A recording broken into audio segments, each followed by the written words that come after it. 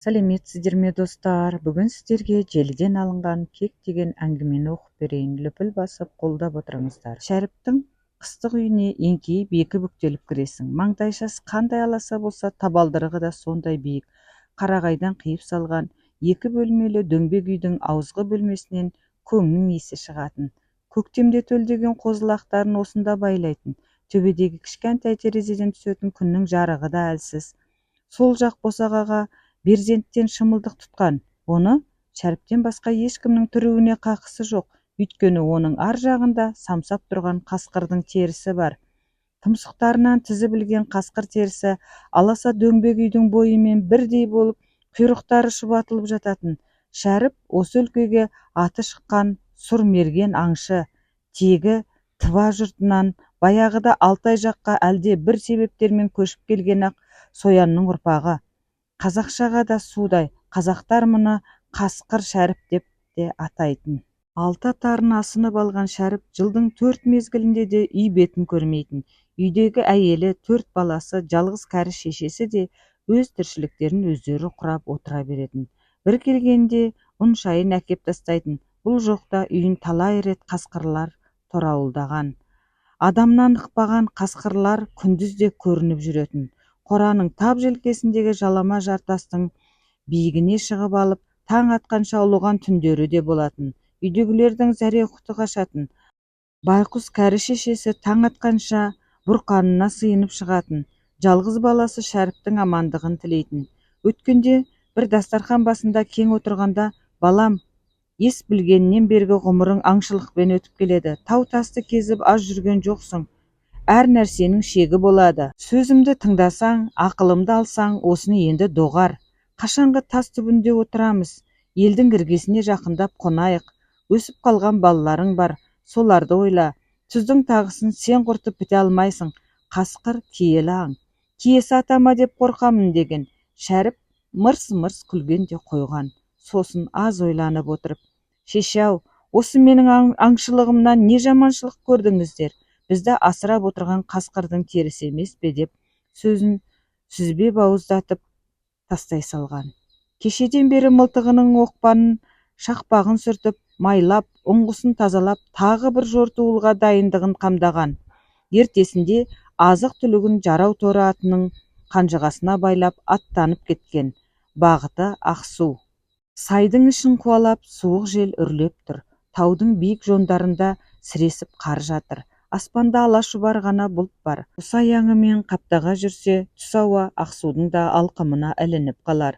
Ат үстіндегі жалғыз жолаушыға ой үйірсек, расында шешесі байқұс айтқандай осы бір тірлік мұны қажытып бара жатқан сияқты. Қасқырдың терісіне бұрынғыдай тапсырыс та жоқ. Әншейін бір ермек демесең, аңшылықтан қайыр шамалы енді. Осы сапарынан кейін бір жолата қойсам деген байламға келген. Қасқырдың қалған 10 терісін орыстың гранына жақын отырған Тамыры Тастанбек арқылы Жазадыр жаққа өткізіп жіберсем болды деген ішкі есебінде ойлап қойған. Кенет ойына алаң елеңде көрген түсі оралды. Осыдан ай жарым бұрын Ақсудың теріскейіндегі Қызыл қиядан көрген қызыл қасқыр, солаңдап алдын орай жүрген қызыл қасқыр анадай жерге барып шоқиып отырған.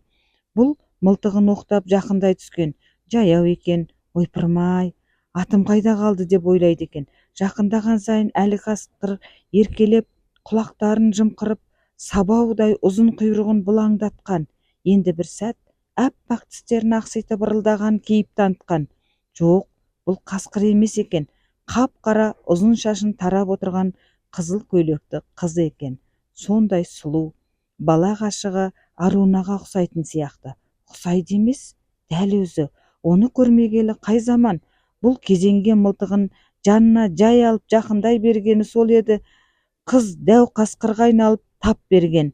Жан ұшырып айқай салған. Өз даусынан шошып оянған Шәріп аунақшып ұзақ ұйықтай алмай жатты. Күн екіндіге еңкейіп қалған. Ақсудың дарасын түгел тінтіп шыққан.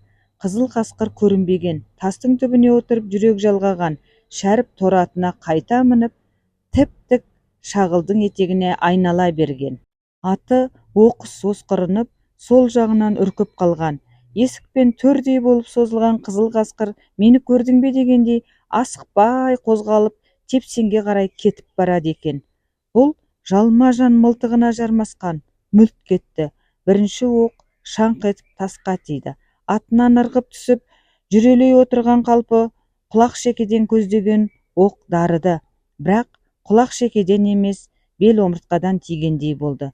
Қиралаң етіп бір құлап түсті де қайтадан бойын тіктеп алып, қанжардай тістерін ақсита ілгері шапшыған.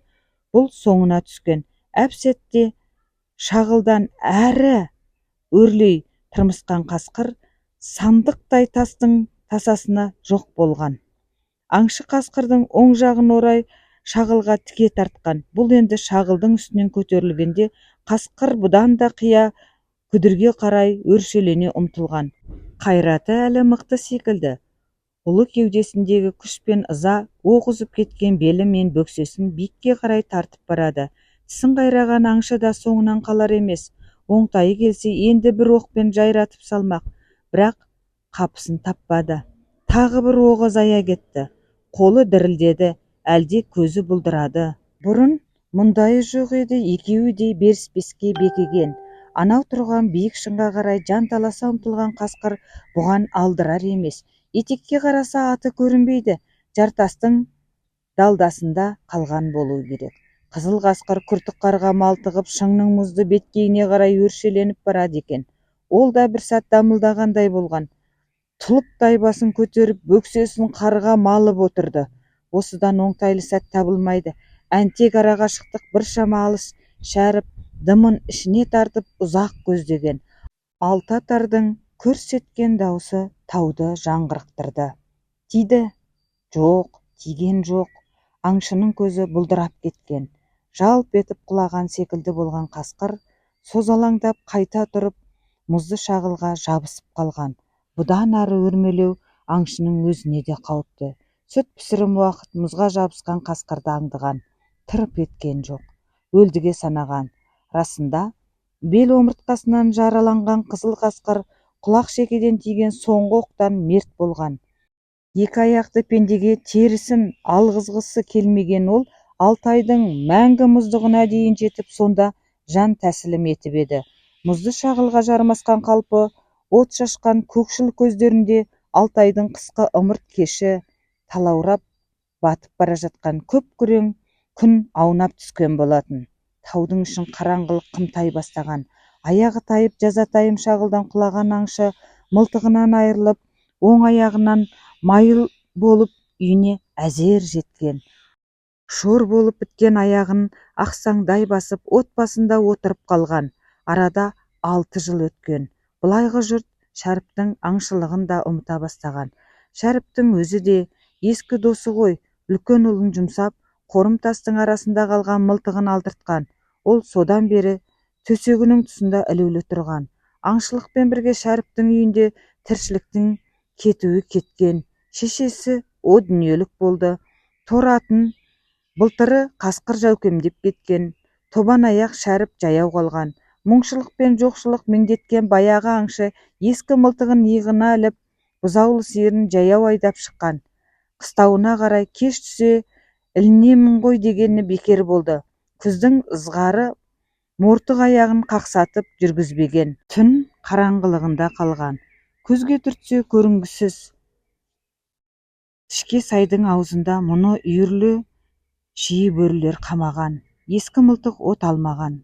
Бұзаулы сиыр түн ішінде мөңіреп қыстауға өздері келген. Ертесінде Шәріпті деген адамдар ішке сайдың аузында бұтаға ілініп қалған. Оның екі етігінің үстінен түскен. Шәріптен басқа жұрнақ та белгі де қалмапты. Қасқыр адамның алақаны мен табанын жемейді деуші еді. Ол бекер екен. Әлде шие бөрілерге бәрі бір ме? Қаптаған шие бөрілер ескі мылтықтың ағашын да қажалап кеміріп кеткен екен. Осы кезде шие бөріге айналған Шәріптің рухы мөлиіп қарап, жалпақ қара тастың үстінде отырған болатын. Бірақ оны ешкімде көре алған жоқ еді. Әңгіменің соңы. Тыңдағандарыңызға рахмет.